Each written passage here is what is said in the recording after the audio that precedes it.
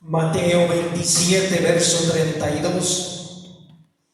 La historia de la crucifixión real dice: cuando salían, el Evangelio de Mateo, hallaron a un hombre de Cirene que se llamaba Simón. A este obligaron a que llevase la cruz.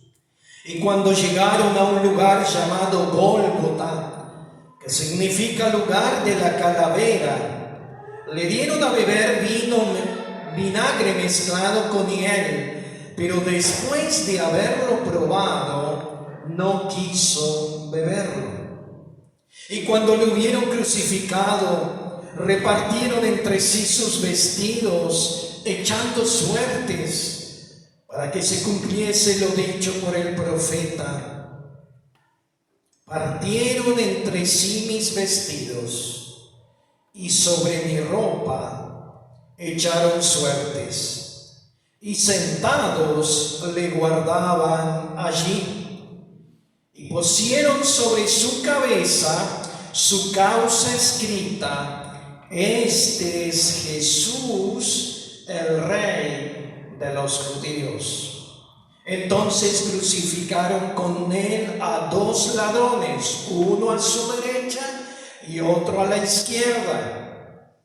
Y los que pasaban le injuriaban meneando la cabeza, diciendo: tú que derribas el templo y en 3 días lo reedificas, sálvate a ti mismo.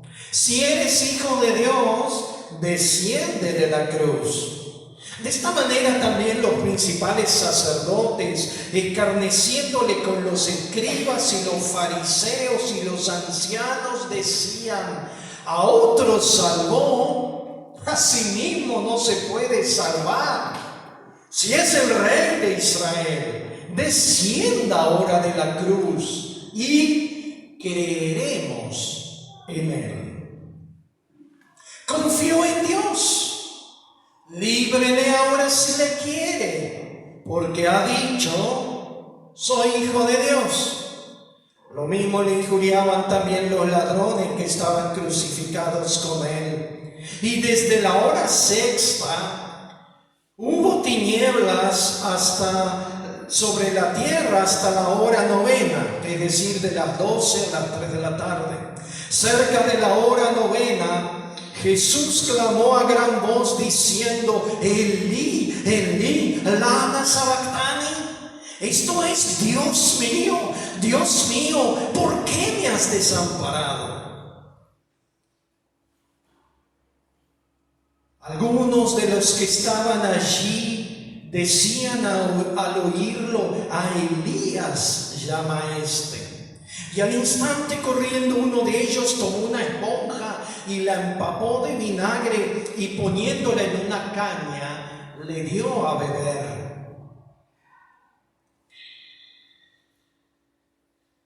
Pero otros decían: deja, veamos si viene Elías a librarle. Mas Jesús, habiendo otra vez clamado a gran voz, entregó el Espíritu. Y aquí el velo del templo se rasgó en dos, de arriba abajo, y la tierra tembló, y las rocas se partieron, y se abrieron los sepulcros, y muchos cuerpos de santos que habían dormido se levantaron, y saliendo de los sepulcros después de la resurrección de él, vinieron a la santa ciudad y aparecieron a muchos. Y el centurión y los que estaban con él guardando a Jesús, visto el terremoto y las cosas que habían sido hechas, temieron en gran manera y dijeron: verdaderamente este era Hijo de Dios. Y estaban allí muchas mujeres mirando de lejos, las cuales habían seguido de Jesús desde Galilea, sirviéndole, entre las cuales estaban María Magdalena, María la madre de Jacobo y de José, y la madre de los hijos de Zebedeo. Y cuando llegó la noche, vino un hombre rico de Arimatea llamado José, que también había sido discípulo de Jesús. Este fue a Pilato y pidió el cuerpo de Jesús. Entonces Pilato mandó que se le diese el cuerpo y lo puso en un sepulcro nuevo que había labrado en una peña. Y después de hacer rodar una gran piedra a la entrada del sepulcro, se fue.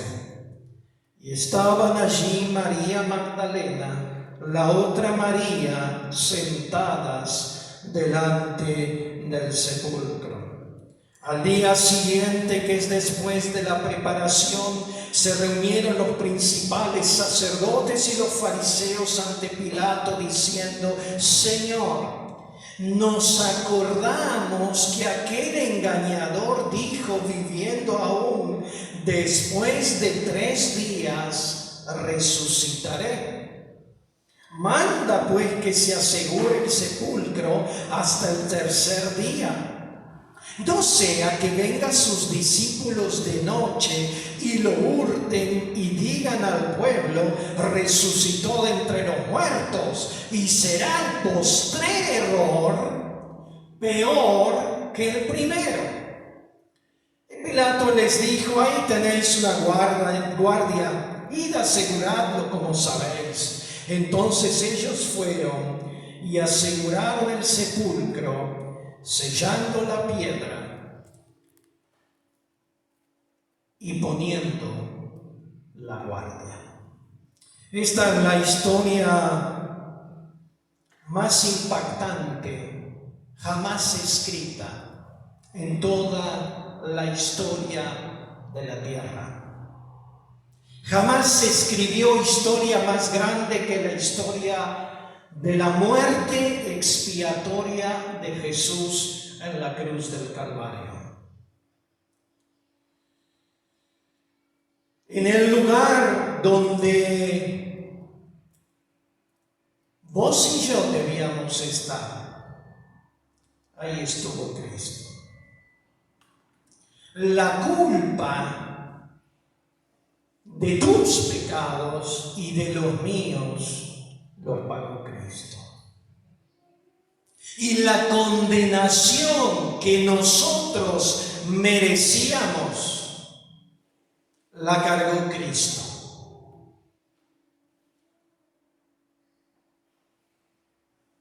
Y dio su vida y dio su sangre hasta la muerte y muerte de cruz.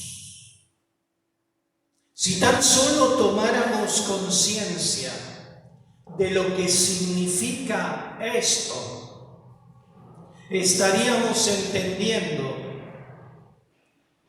que Él ocupó nuestro lugar y que por la gracia de Dios fuimos alcanzados para conocer y tener salvación. Y decía Pedro, después de resucitado Jesús, a la gente, a los religiosos que le decían: no prediques más en ese nombre, Pedro decía: en ningún otro hay salvación, porque no hay otro nombre bajo el cielo dado a los hombres en el cual podamos ser salvos. Romanos 5:8 dice: mas Dios muestra su amor para con nosotros, en que siendo aún pecadores, Cristo murió por nosotros. Por eso cuando la gente dice Dios no es justo, es mentira, es una falacia. Dios es justo y su justicia se manifestó a favor nuestro.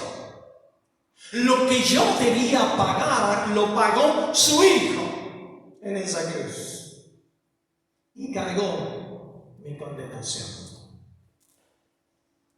Por eso es justo también,